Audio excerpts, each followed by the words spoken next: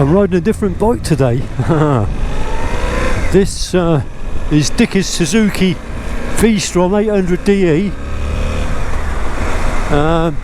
Dickie's riding the bike in front, which we'll talk about in a minute, but I need to go and get a camera mount from the other camera, so I've only got the one camera view at the moment, so we've got to go to another motorcycle dealership to get that, because my Royal Enfield is in for MOT. It failed, it needs some work doing to it, so I'll bring you back when we're there.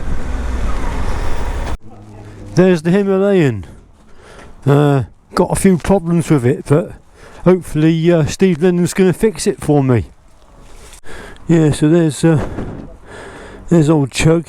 Be sorted out soon, hopefully. And this is Dickie. This is the bike that Dickie's reviewing. So you're going to do a nice review for the viewers, aren't you, Dickie? Yeah, hopefully. Yeah, but we'll look at this a bit more, and then you go over Dickie's channel and you'll see his thoughts on it. So anyway, let's get on the V-Strom and get going.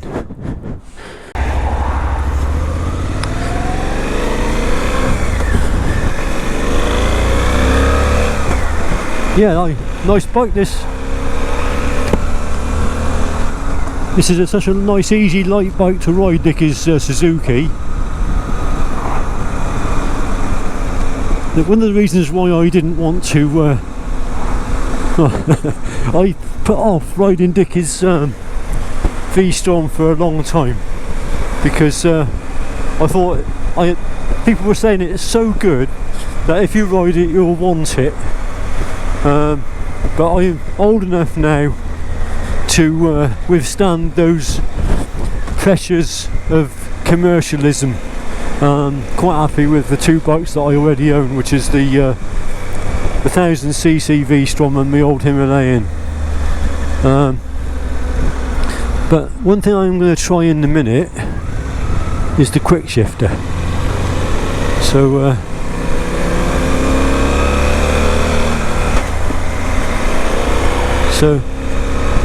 yeah, using the quick shifter. Oh yeah, no clutch. Oh yeah. I've never used the quick shifter before, so I'm just going to go down a gear again. We'll try it again in a minute. Dickie says it shifts up better than it shifts down, so we won't downshift with it, but I'll try it again. No hand on the clutch. Oh yeah, beautiful. Look at that, change gear. Oh, seamless. So I went from 3rd to 6th gear there. Totally seamless. So basically all you got to do on the quick shifter is when you accelerate, when you're about to change gear, just back off the revs a little bit, take this load off the gearbox, and then it just flips up nice and easy. The other thing I noticed about this bike is the suspension is a lot softer than on my V-Strom.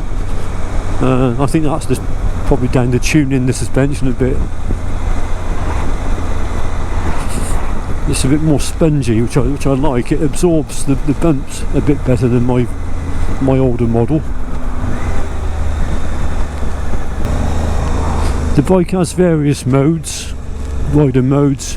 I'm not going to be exploring those. Because really the main objective of this of today is to help Dickie do his review on the bike that he's riding.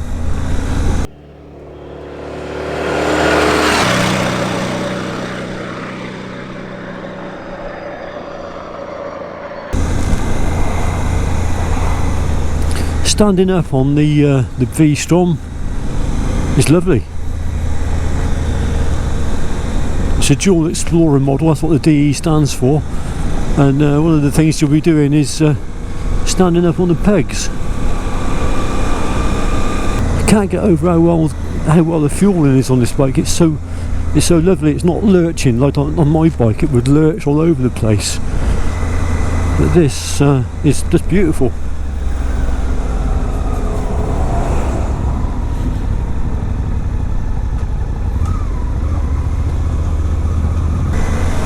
Nice and light and flickable. Well, I just had the opportunity to wind the bike up a little bit. It didn't have the camera running then, unfortunately, but it's got plenty of power. When you get above sort of 5,000 revs, definitely some vibes you can feel through the handlebars and through the foot pegs, but nothing significant, nothing really unpleasant, but it's definitely there. Oh, here she goes. Lovely power. It almost feels when you get in the 6th gear, it's got enough power to go up another cog, but obviously there isn't another cog. At about 70 mile an hour, it equates to about 5,000 RPM. I say the engine on my V-Strom 1000 is a bit more lazy, and what I mean by that is it doesn't rev, it doesn't have the urge to rev, it doesn't need to rev as high as the 800. This is a bit more of a revvy engine. Yeah, I think we're doing a left here. We're just turning left at the Burford roundabout. Lovely in the corners. Really is a nice bike.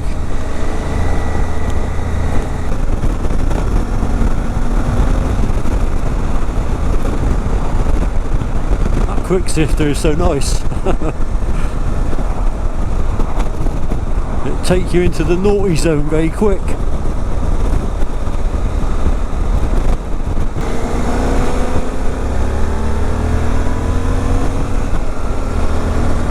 Smooth quick shifter. Oh, if you get it just right, you can't even feel it. There's no jolt or nothing when it goes into gear. Yeah, this is a very secure bike. It feels very planted, very stable, and it feels very safe.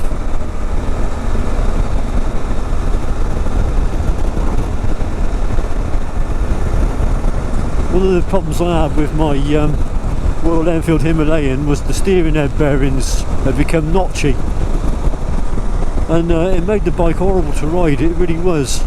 I don't know what it is about the Royal Enfields, but the steering head bearings don't seem to last very long. You're lucky if you can get sort of 15,000 mile out of a set of steering head bearings. They definitely need doing, and hopefully when I pick it up again in about a week's time, it'll be as good as new. The other problem with the Himalayan, if I didn't mention it already, was the fact that the front wheel became buckled. I think it was I think it occurred when a new front tyre was fitted about 18 months ago, and I think it's been getting gradually worse. So not quite sure what to make of that, but it's going to have a new front wheel, a whole brand new front wheel, plus the steering head bearings, plus it needs a new front tyre, and it's going to need some new brake pads.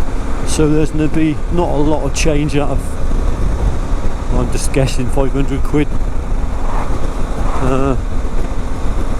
But overall, that's 4 years of motorcycling out of that bike, and I've clocked 17,000 miles on it. So I guess I can't grumble really. And the wheel, having the problem with the front wheel, was a one-off, I think. So it has been economical motorcycling for the last 4 years with that bike. I'm loving the throttle response. I just love how this V-Strom, the 800DE, how it just rides on the throttle so nicely.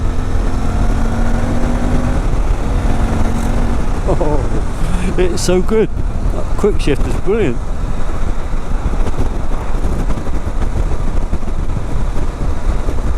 It really gets that.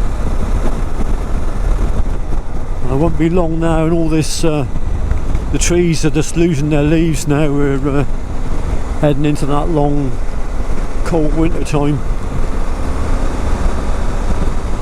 the time to snuggle up and stay warm, but today's not a bad day though.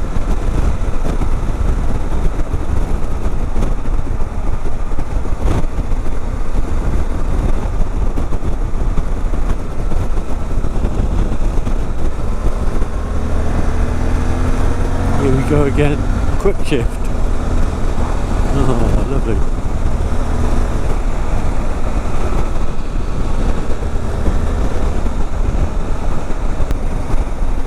Such a relaxing bike to ride.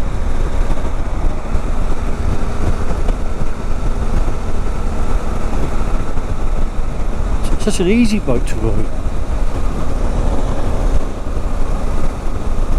I'm just filming a bit for Dickie. I'm going to get him on the other camera here, coming up and down this road. It does sound nice, but it's got very low ground clearance to the exhaust pipe when you're turning right.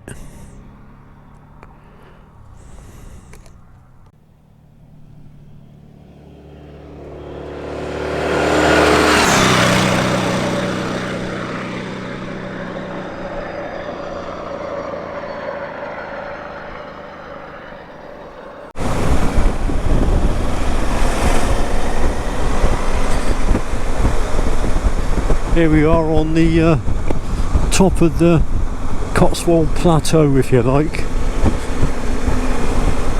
Nice views all round.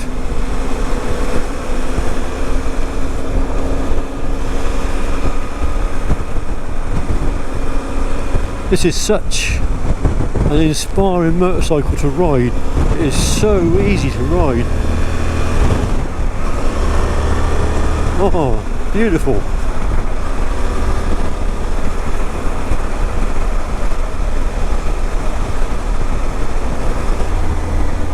Yeah, there's quite a bend just here. I think Dickie's going to take it steady going around these bends because he hasn't got the ground clearance on that bike. You can see how close that, even on a gentle bend like that. I doubt the GoPro's picking it up, but there's not a lot of clearance when he goes around a right hand bend. So here we are, the post office. We're going to stop just here.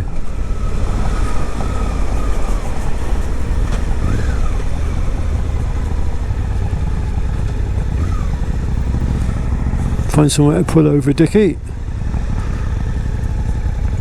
Pull over just here. Yeah, it's a nice place here to stop. Typical Cotswolds.